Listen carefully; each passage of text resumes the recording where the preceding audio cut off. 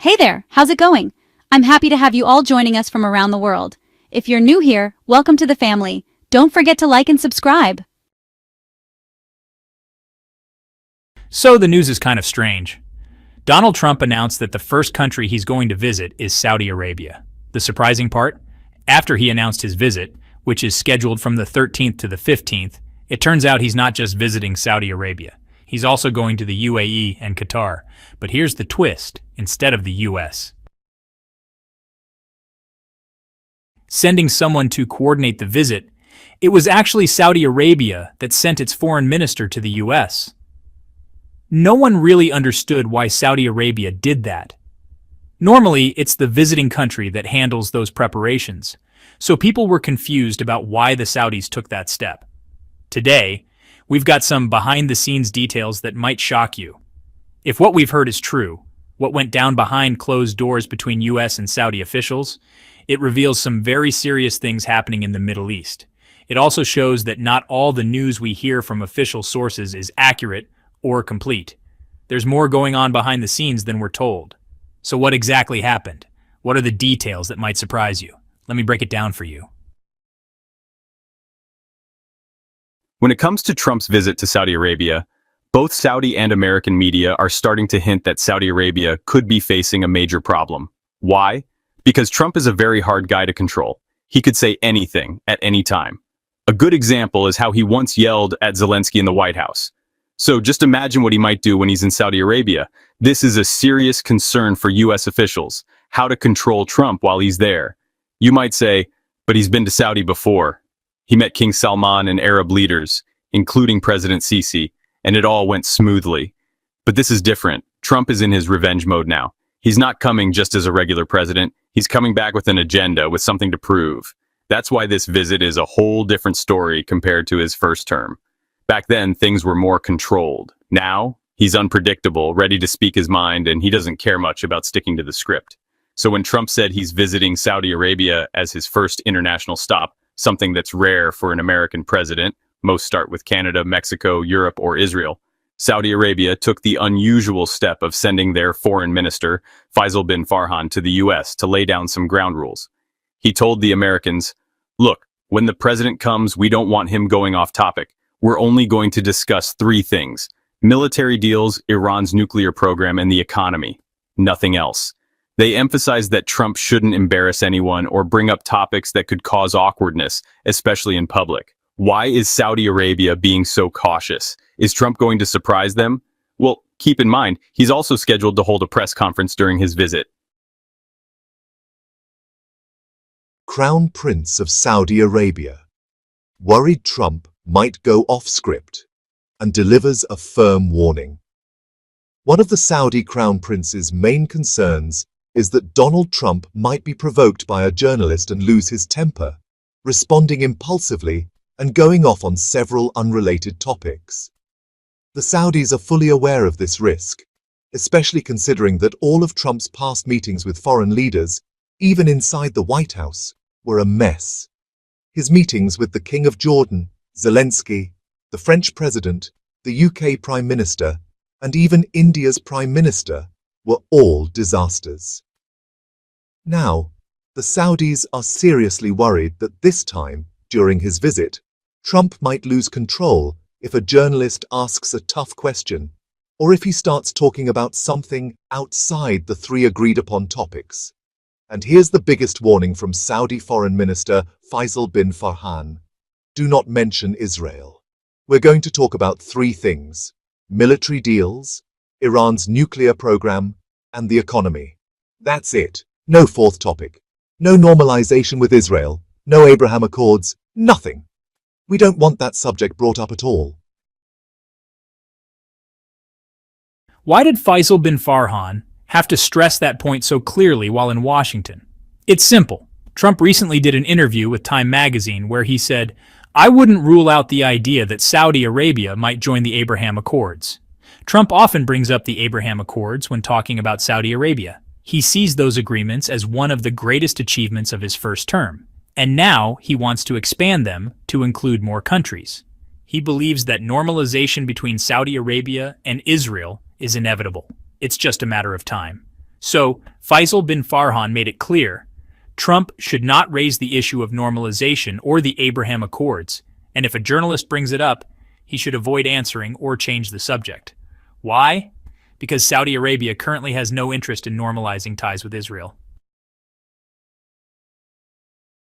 Why is normalization off the table now? According to Middle East Eye, it's nearly impossible for Saudi Arabia to even consider it, especially with Israel waging a devastating war on Gaza. Let's be real. Gaza is being flattened, and once Israel is done with Gaza, they'll likely turn their attention to the West Bank. Worse, Israel has also been bombing Syria, including the presidential palace. Saudi Arabia has been heavily backing Ahmad al-Sharaa in Syria, seeing him as a counter to Iranian influence there. They don't want Syria to fall completely into Iran's hands. In fact, Saudi Arabia is even willing to pay off Syria's debt to the World Bank and IMF to support this strategy, alongside Qatar. At the same time, Israel is bombing Lebanon, while Saudi Arabia is trying to help Lebanon avoid falling into Iran's orbit. So right now, Israel is doing a lot of things that make normalization with Saudi Arabia completely unrealistic. So, the Saudis are telling Trump loud and clear, don't talk about normalization from Saudi soil. We're not on board. None of this has been officially announced in the media. Some people might try to dismiss Middle East Eye as a biased or pro-Muslim Brotherhood source. But to be fair, the points they raise make a lot of logical sense. It's very reasonable to believe Saudi Arabia is worried about controlling Trump's behavior. In fact, Middle East Eye reports that Saudi Arabia has planned a tightly controlled itinerary for Trump's visit, what he'll see, who he'll meet, everything. Sources close to the Saudi leadership told the site that U.S.-Saudi relations are currently so strong, particularly between Trump and the Crown Prince, that U.S. officials barely even have to manage the Saudi file. But even with those strong ties, Saudi Arabia has repeatedly emphasized, we are not discussing normalization during Trump's visit, period. And honestly, that makes sense. Another site, War on the Rocks, also covered this issue and pointed out that the US seems to be completely out of touch with the fact that Saudi-Israeli normalization just isn't realistic anymore. The article's writer, someone named H.A. Hellier, though not much else is known about him, argues that Trump is obsessively focused on Iran when it comes to the Middle East. But in doing so, he's totally ignoring the fact that normalization with Israel is no longer viable. During Biden's presidency, US officials pushed hard for Saudi-Israeli normalization, hoping to end his term with that win and deny Trump the credit. But it didn't happen.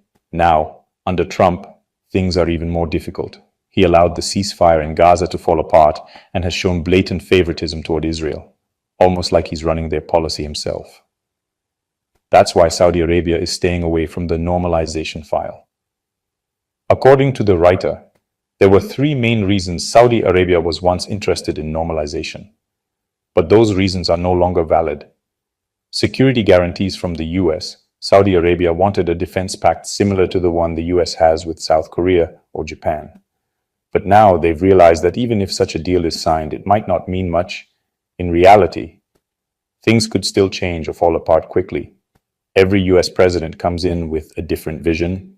Take the Iran nuclear deal, for example. Barack Obama signed it, then Donald Trump tore it up, and Joe Biden tried to bring it back but failed. Now Trump is back again trying to restart the same deal, but he's also failing. The nuclear negotiations between the US and Iran have gone nowhere. Recently, US Secretary of State Marco Rubio said in an interview with Fox News that this is the best opportunity for Iran if they truly want a peaceful nuclear program. He added that Iran should open its doors to all inspectors, including American ones. So you can see why Saudi Arabia feels that even a signed security agreement with the US might not be reliable. Second point, the relationship between Saudi Arabia and Iran has completely changed. Before, Saudi Arabia feared it might go to war with Iran, but that's not the case anymore. In fact, Saudi Defense Minister Prince Khalid bin Salman recently visited Tehran and delivered a letter to the Iranian leadership. This is a huge development. Think about it. There used to be serious tension between the US and Iran. And now, before any official agreement between them, Saudi Arabia's defense minister visits Tehran? That's major.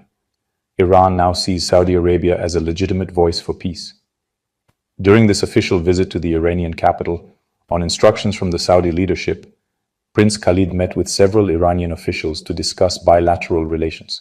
He even delivered a handwritten letter from King Salman to Iran's supreme leader, Ali Khamenei. Meanwhile, the US is watching Saudi Arabia's outreach to Iran closely. From Washington's point of view, things have changed. Saudi Arabia is now talking directly with Iran. Now look at Israel. The situation is getting heated between them and Saudi Arabia, especially after Netanyahu criticized Saudi Arabia following Trump's first visit there, not the second one. After that, Netanyahu openly attacked Saudi Arabia. Previously, Saudi Arabia was encouraged to normalize ties with Israel because it thought it could get help developing a nuclear program in return. But now, it's about to get its nuclear program without even needing to normalize with Israel. Trump's visit is expected to include discussions about a Saudi nuclear program. Saudi Arabia wants to enrich uranium on its own soil, and this is a very important topic for them. Now let's talk weapons deals. Trump is now talking about arms sales worth $100 billion. That's something Saudi Arabia had been asking for from the Biden administration but didn't get. Now they're about to get it without any normalization with Israel. This $100 billion deal includes a major weapons package, specifically 1,000 AIM-120 C-8 missiles. These are advanced missiles that only entered service in 2024. Thank you so much for watching the video. Let us know what you think in the comments, and don't forget to subscribe to the channel and turn on the notification bell. Here at S News, we're committed to delivering traditional and balanced news. See you in the next video.